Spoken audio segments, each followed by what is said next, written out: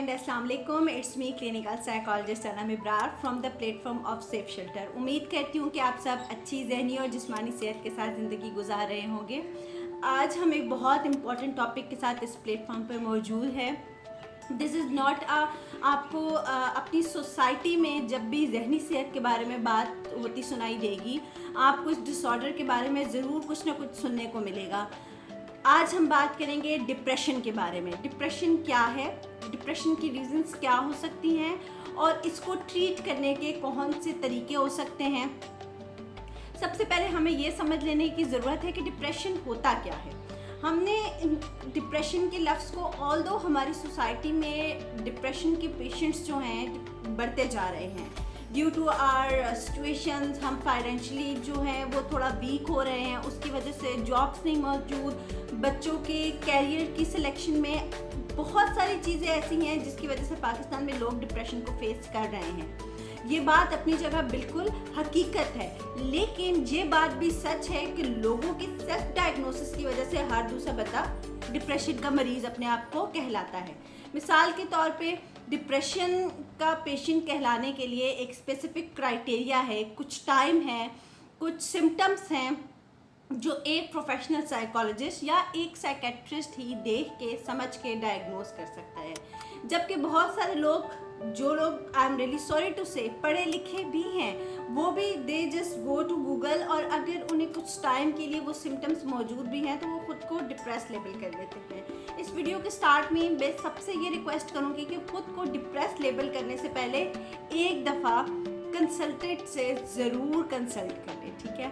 अब आ जाते हैं हम टॉपिक की तरफ। हम देखते हैं कि डिप्रेशन क्या है और डिप्रेशन की वजूहात क्या हो सकती हैं। सबसे पहले तो देखें, उदासी, होपलेस होना, हेल्पलेस फील करना, ये एक ज़िंदगी का पहिया है। मैं अपनी पहली वीडियोस में भी कह चुकी हूँ कि उदासी ज़िंदगी का हिस्सा है, जिस तरह खुशी ज़िंदगी का हिस्सा है। आज आप खुश हैं तो कल हो सकता है कि किसी वजह से उदास भी हो, ठीक है।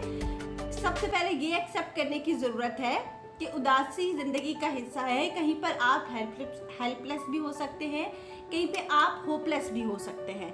लेकिन अगर आपके ये सिम्टम्स किसी अपने से बात करने से, किसी प्यारे के नज़दीक जाने से ख़त्म हो सकते हैं, कम हो जाते हैं कुछ ही दिनों में, तो दिस इज़ नॉट डिप्रेशन, ठीक है।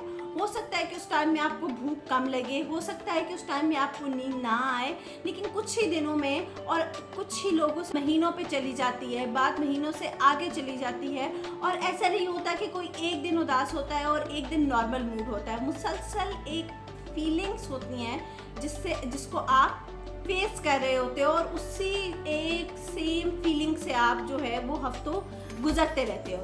सेकंड पे आ जाती है स्लीप डिस्टर्बेंस। पूरे टेन्योर में आपकी किसी भी दिन स्लीप जो है वो ठीक नहीं होती, या तो स्लीप इंक्रीज कर जाती है, नींद ज़्यादा आती है, या स्लीप डिक्रीज कर जाती है, ठीक है, नींद बिल्कुल ही गायब हो जाती है। इसके अलावा क्या सिम्टम्स हैं कि आपकी भूख डिस्टर्ब हो जाती है नींद की तरह, या तो आप बहुत ज़्यादा खाना शुरू कर देते हैं या आपकी भूख बिल्कुल श्रिंक हो जाती है, आपका कुछ खाने को दिल नहीं होता, ठीक। इसके अलावा ऐसे काम जिनको आप बहुत शौक से करते हैं, बहुत दिलचस्पी से करते हैं, उन कामों से भी आपकी दिलचस्पी ख़त्म हो जाती है, आपका वो काम करने का दिल नहीं करता, ठीक है। इसके अलावा क्या सिम्टम्स हैं कि आपकी लाइफ जो है वो डिस्टर्ब होने लगती है। अगर आप जॉब पर्सन हैं तो आपकी वर्क प्लेस भी डिस्टर्ब रहेगी और आपका घर में भी एटीट्यूड जो है वो डिस्टर्बिंग रहेगा।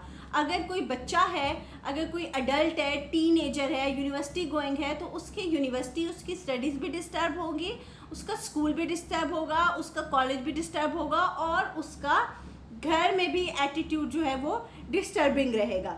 इसके अलावा बहुत एक इम्पॉर्टेंट सिम्टम है कि सुसाइडल थॉट्स आती हैं, ठीक है, खुद को मारने का ख्याल आता है, ठीक है। और जब डिप्रेशन सिवियरिटी की तरफ जाने लगता है तो फिर आप सुसाइडल अटेम्प्ट्स की तरफ भी जाते हैं, आप अपने आप को मारने की कोशिश भी करते हैं, ठीक है। इसके अलावा डेफिनेटली अगर आपके एक लॉन्ग टाइम से ये सिम्टम्स चल रहे हैं तो फिर आपकी भूख डिस्टर्ब है, नींद डिस्टर्ब है, आप फिजिकली खुद को वीक भी महसूस करेंगे, ठीक है, फिजिकली भी करेंगे और साइकोलॉजिकली भी करेंगे।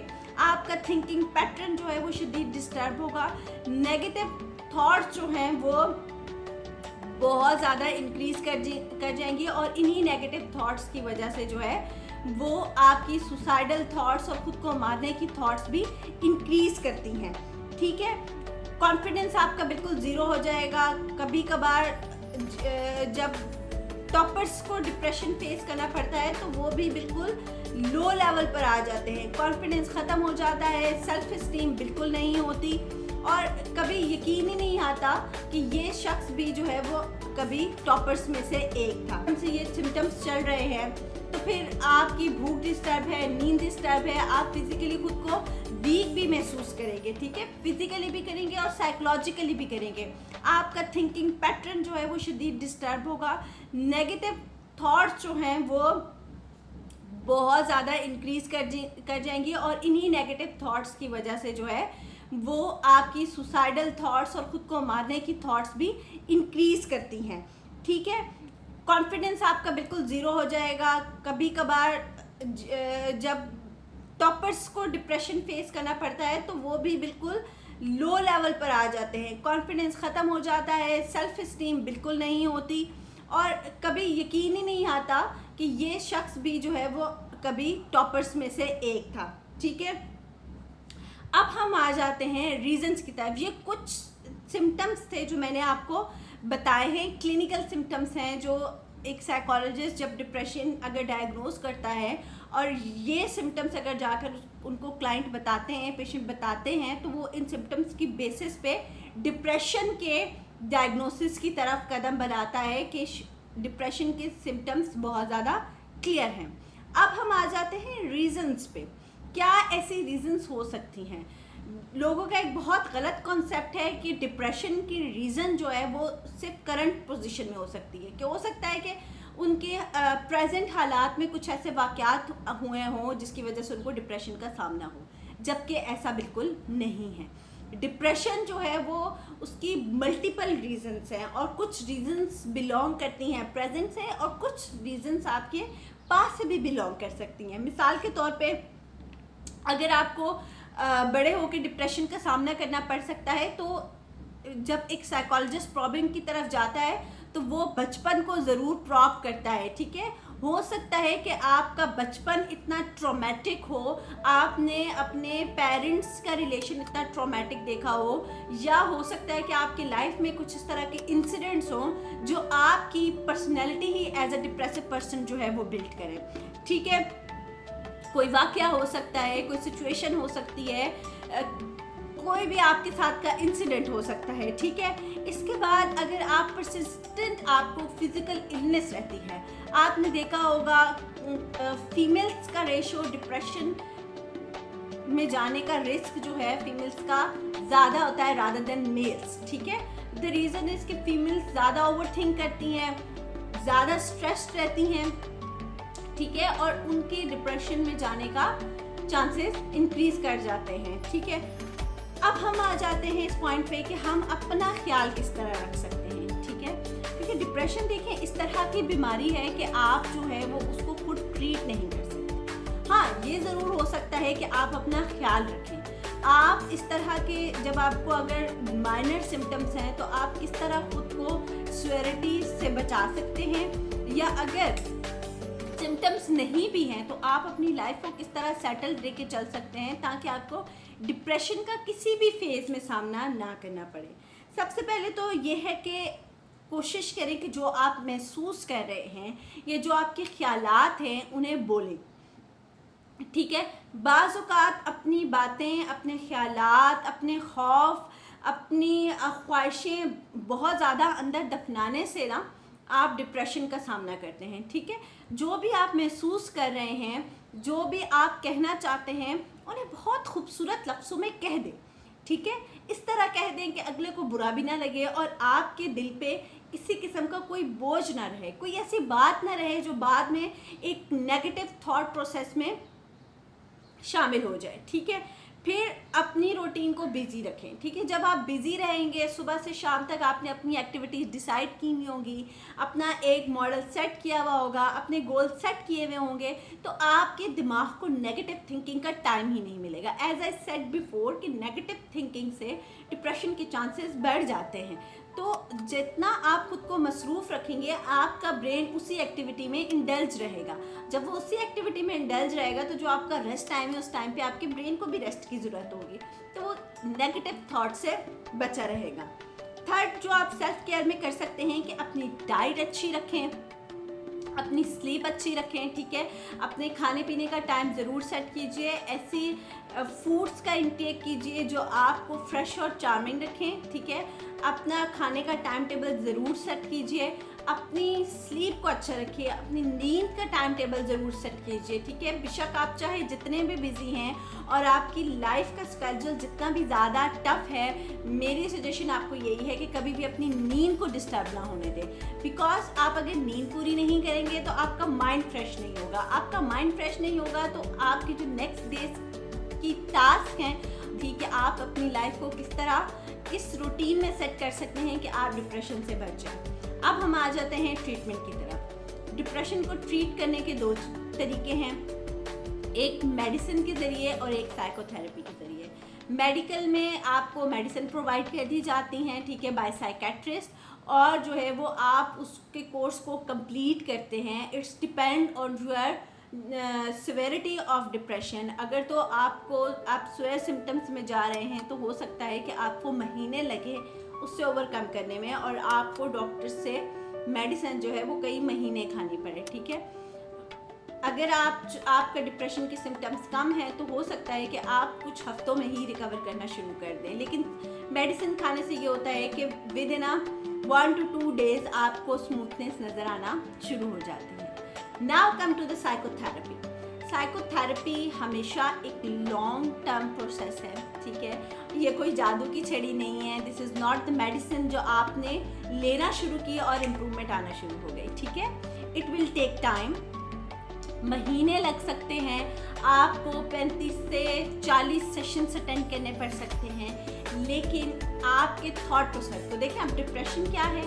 नेगेटिव थॉट्स हैं, और हमने उन थॉट्स को पॉजिटिव थॉट्स के साथ रिप्लेस करना है, ठीक है। हालात वही रहते हैं, वाक़यात वही रहते हैं, हमने अपने सोच का नज़रिया बदलना होता है। And what we learn in the psychotherapy, हम साइकोथेरेपी में क्लाइंट की उस रीज़न तक पहुंचते हैं जिस रीज़न की वजह से उसको डिप्रेसिव सिम्टम्स आ रहे हैं।